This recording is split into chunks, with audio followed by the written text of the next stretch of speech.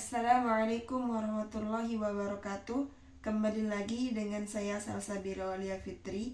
Pada kesempatan ini saya akan membawakan hasil dari review jurnal, yang dimana urutan jurnal dari jurnal ke-11 sampai ke-20 untuk melanjutkan jurnal sebelumnya, dimana temanya ini sesuai atau relevan dengan judul buku Memahami Tasawuf dari Hakikat hingga Relasi dengan Ilmu Islam lainnya.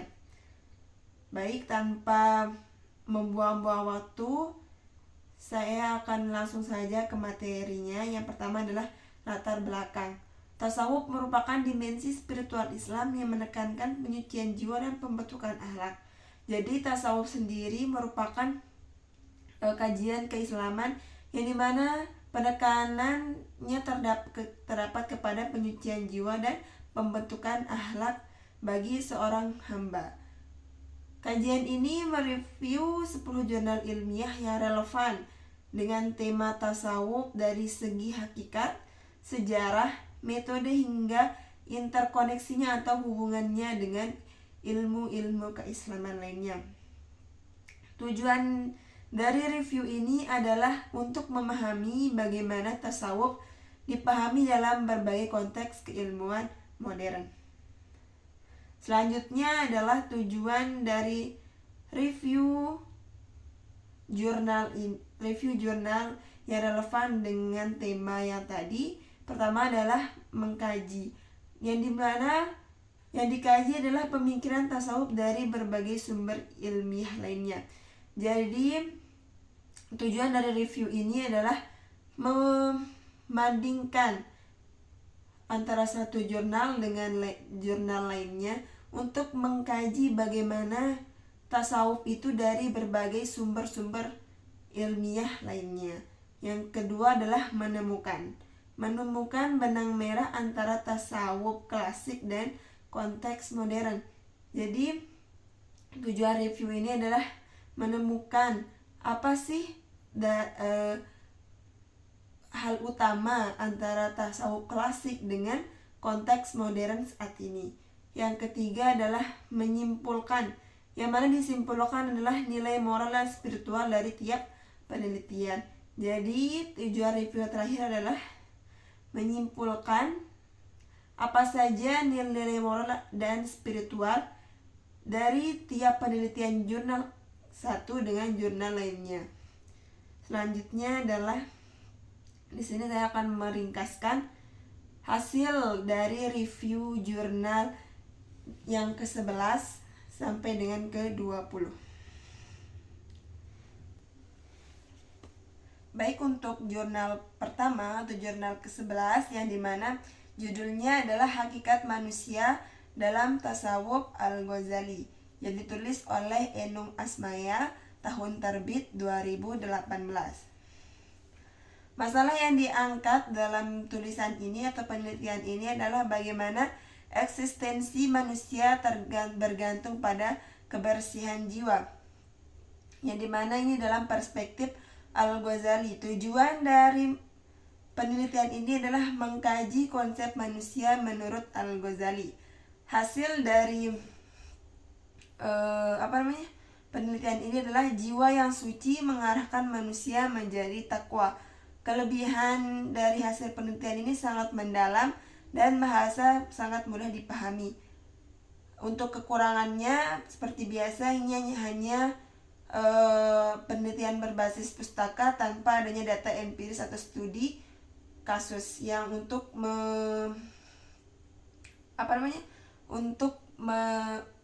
menambah contoh-contoh yang melengkapi penelitian ini. Selanjutnya untuk jurnal ke-12 berjudul Telaah Kritis Konsep Syariat Tarekat Hakikat dan Ma'rifat dalam Tasawuf, yang ditulis oleh Adwi Sastra Mu'alim, yang dimana diterbitkan pada tahun 2023. Masalah yang diangkat oleh penulis yakni pemahaman tasawuf di madrasah masih sangat dangkal. Jadi objek atau subjek dari penelitian ini adalah madrasah aliyah, yang dimana sangat dangkal, masih sangat awam bagi anak generasi muda di madrasah tersebut. Tujuan dari dilakukannya penelitian ini adalah mengkaji dan meluruskan konsep tasawuf dalam pendidikan. Hasil dari penelitian ini adalah buku pelajaran hanya bahas syariat, kurang dengan dimensi spiritual. Jadi hasil dari penelitian dari telaah Qadhi Syariat Tarekat Hakikat Ma'rifat menghasilkan bahwa buku pelajaran yang memuat akidah akhlak hanya bahas syariat, kurang dalam dimensi spiritual untuk menambahkan untuk mengajarkan moral dan spiritual di kalangan madrasah aliyah. Kelebihannya adalah analisis kritis dan relevan untuk pendidikan. Yang kekurangannya, tidak ada data lapangan, solusi kurang konkret. Selanjutnya untuk jurnal ketiga, untuk yang berjudul Tasawuf dalam Lintas Sejarah yang ditulis oleh Said Syarifuddin tahun 2023, yang dimana masalah yang diangkat yakni krisis spiritual manusia modern. Tujuan dalam penelitian ini adalah menelusuri sejarah dan ajaran dari tasawuf. Hasilnya, tasawuf menjadi solusi spiritual untuk kelelahan di jiwa modern saat ini.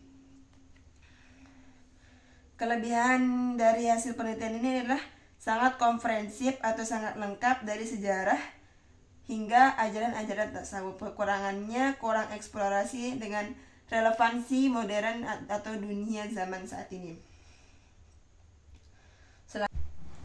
Selanjutnya untuk jurnal keempat dengan judul Tasawuf, Sejarah, Mazhab, dan Inti Ajarannya, yang ditulis oleh Ali Mazhar yang diterbitkan pada tahun 2025. Jadi masalah yang diambil oleh penulis yakni stigma negatif terhadap tasawuf, yang dimana tujuan dari penulisan ini adalah menunjukkan tasawuf merupakan bagian dari ajaran Islam. Hasil dari penelitian ini yakni adanya 3 mazhab dalam tasawuf, yakni falsafi, salafi, dan akhlaki. Kelebihan dari penelitian ini adalah periodisasinya sangat jelas, penjelasan mazhabnya sangat mendalam. Kekurangannya adalah kurang data empiris dan referensi terbaru. Selanjutnya untuk jurnal kelima yang berjudul Sejarah Munculnya Tasawuf, yang diterbitkan pada tahun 2023, yang ditulis oleh Abdul Wahab Syahroni, di mana masalah yang diangkat yakni minimnya pemahaman asal-usul tasawuf di zaman saat ini yang untuk dipahami oleh generasi-generasi selanjutnya. Tujuan dilakukannya penelitian ini adalah menelusuri faktor munculnya tasawuf. Hasilnya, tasawuf dipengaruhi unsur luar, yakni Nasrani, Hindu, dan Yunani. Kelebihannya adalah sejarah lengkap dan sangat kritis. Kekurangannya, analisis kontemporer sangat kurang. Analisis untuk zaman terdahulunya masih sangat kurang.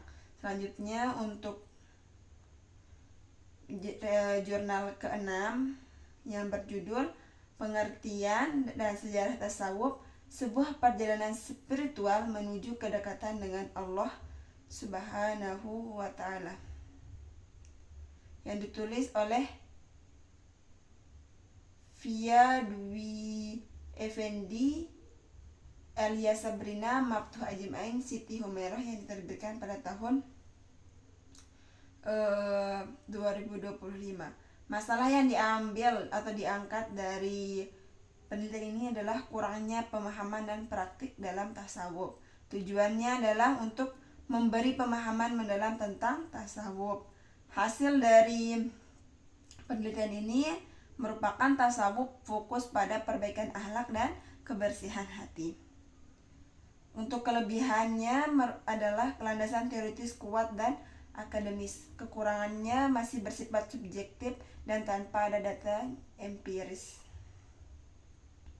Selanjutnya untuk jurnal ke-7 yang berjudul Tasawuf, Ilmu Kalam dan Filsafat Islam yang ditulis oleh Andi Eka Putra yang diterbitkan pada tahun 2012. Permasalahan yang diambil atau diangkat dalam jurnal ini adalah tumpang tindih antara 3 disiplin ilmu, yakni tasawuf, ilmu kalam, dan filsafat Islam. Tujuan untuk penelitian ini adalah untuk menjelaskan hubungan ketiganya, yakni ilmu tasawuf, ilmu kalam, dan filsafat Islam.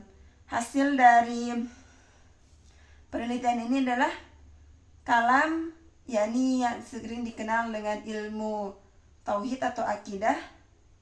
Filsafat, yakni yang sering dikenal dengan ilmu rasionalitas atau ilmu logika. Dan tasawuf adalah sebuah ilmu spiritual. Kelebihan dan kekurangannya, yakni pertama kelebihan, pendekatannya sangat interdisipliner dalam ketiga ilmu tersebut. Kekurangannya adalah analisis subjektif dan generalisasi atau masih bersifat umum. Selanjutnya untuk jurnal ke-8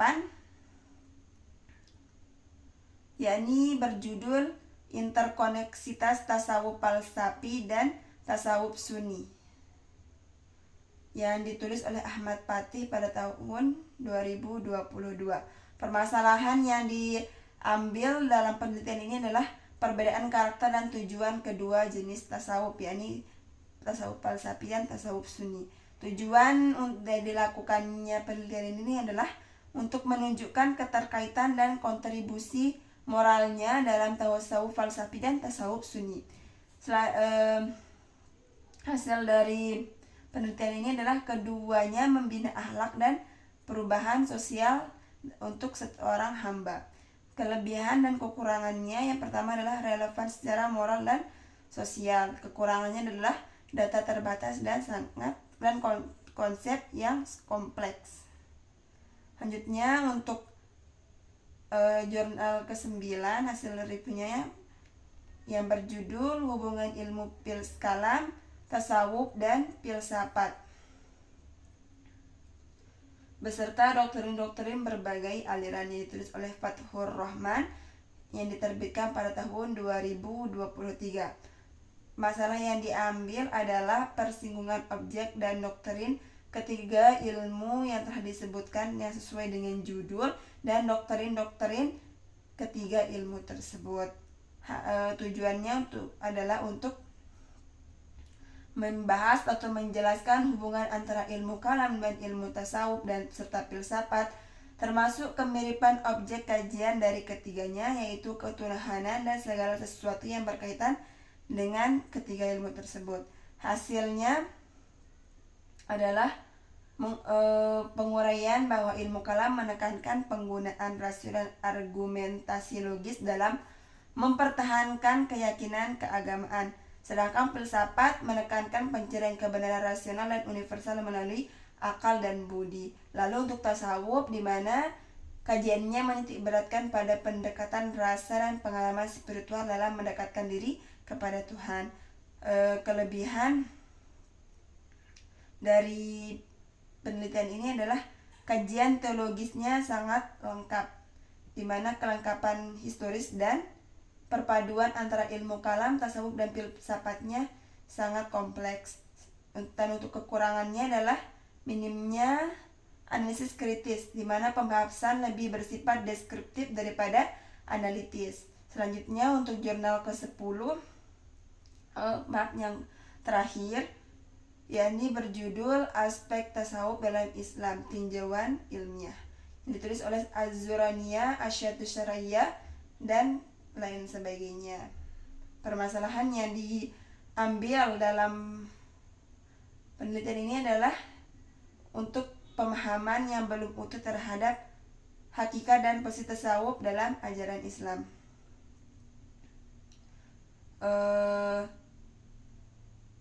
di mana kesalahpahaman terhadap hakikat-hakikat dari tasawuf.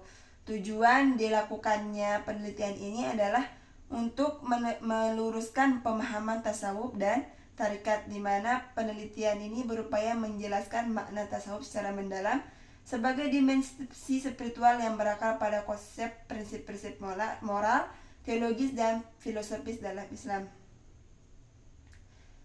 Dan untuk hasil penelitiannya adalah tasawuf adalah jalan spiritual dalam Islam yang bertujuan untuk membersihkan hati, mengendalikan akhlak, hawa nafsu, serta mendekatkan diri kepada Allah melalui amal, zikir, dan tazkiyatun nafs. 3 corak utama dalam tasawuf, yakni tasawuf akhlaki yang dimana berfokus pada moralitas dan penyucian jiwa. Yang kedua adalah tasawuf praktis, dimana penekanan pada amalan dan tarikat.